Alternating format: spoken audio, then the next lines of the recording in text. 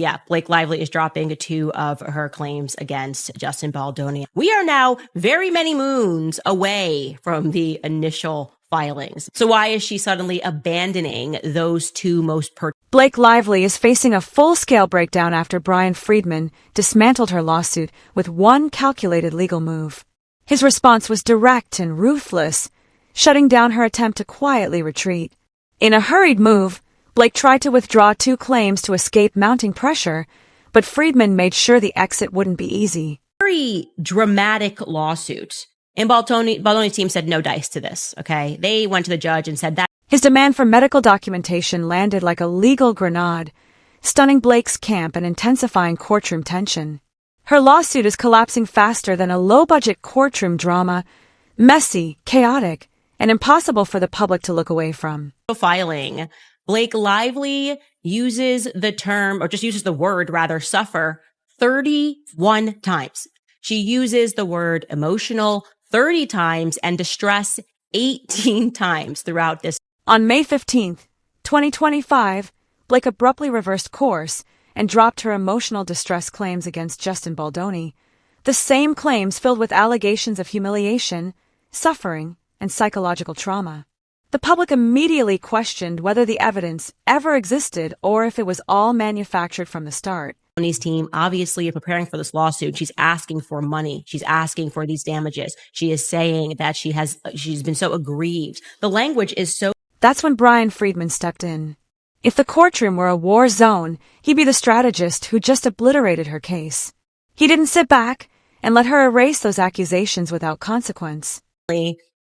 Baldoni's team is saying, okay, let's see your medical records. Duh. Instead, he went on offense, blocking her attempt to withdraw the claims without prejudice, a legal safeguard that would have allowed her to refile later without presenting proof. Emotional, you can't get out of bed, you're sick, you can't eat, can't sleep.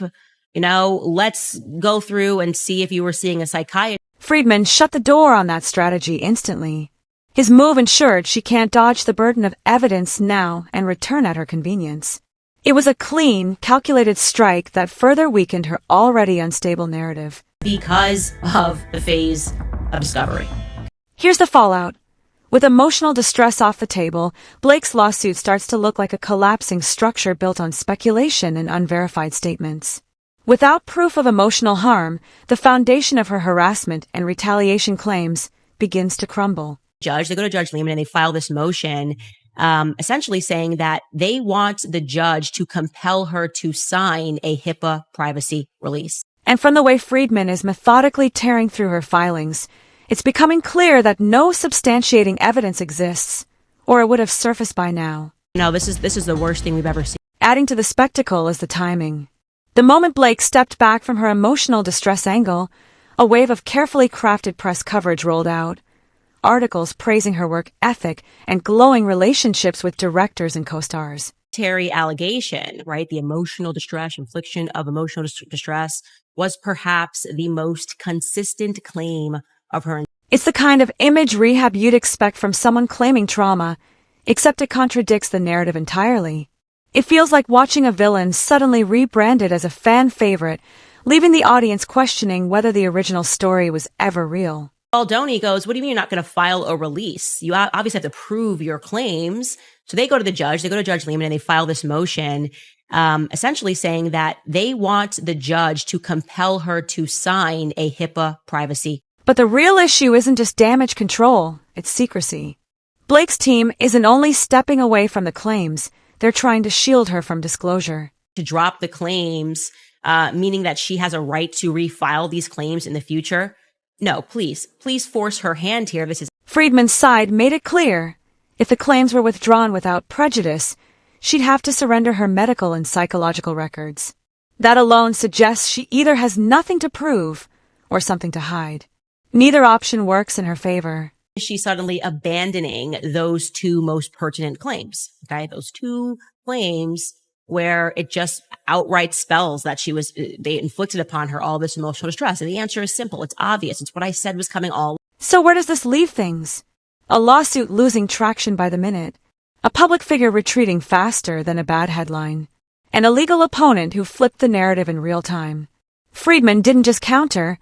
He turned the entire case into a cautionary tale of claims without proof. Lively's team then comes back and indicates, okay, no. We're just going to drop claims 10 and claims 11 altogether. So you no longer need us to sign that release. Lively's camp tried to spin the withdrawal as a streamlining measure, claiming it would allow focus on broader harassment and retaliation allegations without having to provide medical evidence. But Friedman reminded everyone of the rule. If you claim emotional damage, you must be ready to prove it.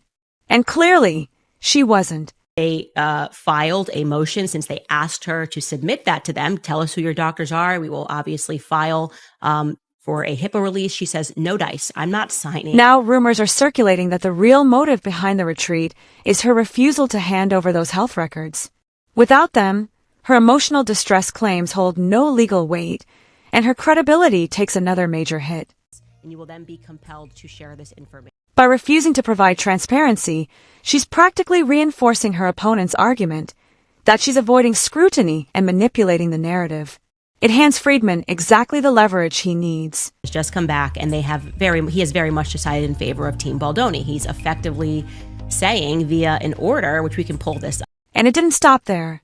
Friedman escalated things by filing a public motion to block her withdrawal without prejudice, ensuring the spotlight stayed on her attempt to sidestep accountability. Blake Lively's team does what they always do, and they accuse them of engaging in a publicity stunt, saying they don't need this. They want the motion to be completely squashed. As expected, Lively's team pushed back, accusing Friedman of turning the case into a PR spectacle. The irony is hard to ignore, considering she went to the media with accusations before ever filing them in court. And add that Lively will continue to use her voice to speak up for justice on behalf of herself and others. I mean, this sickens. Public perception is now shifting too. Her credibility took a hit when she continued attending premieres, promoting projects, and celebrating career wins, all while claiming to be emotionally devastated. Her film climbing to #1 on Amazon and upbeat social media posts further exposed the disconnect between her claims and her behavior.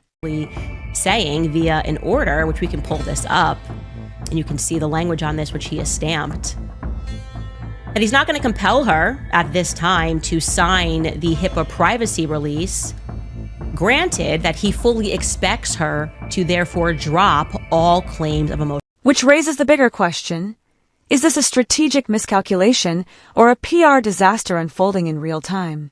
Either way, Friedman's precision and her inconsistencies are crafting a narrative she can't control. What began as a lawsuit may end as the most damaging mistake of her career, with Friedman rewriting the legal playbook as he goes. So mind you, at the beginning of all of this, Blake Lively, remember, fought for her attorney's eyes-only protection. He started by laser focusing on her sudden refusal to produce evidence, specifically the medical documentation required to back her emotional distress. Her team attempted to pull the claims without prejudice, essentially saving them for later, but Friedman immediately shut it down, calling out the tactic for what it was.